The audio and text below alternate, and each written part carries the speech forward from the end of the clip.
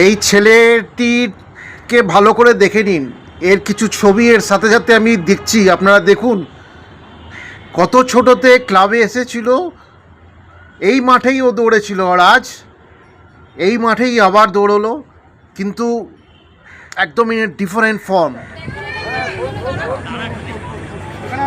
কলকাতার একটাই দল, এটা কোনো ফ্র্যাঞ্চাইজি নয়, এটা আবেগের দল, চয়েস বেঙ্গল।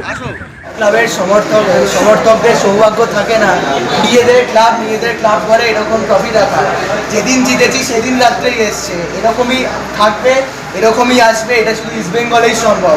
জয় ইস্ট বেঙ্গল।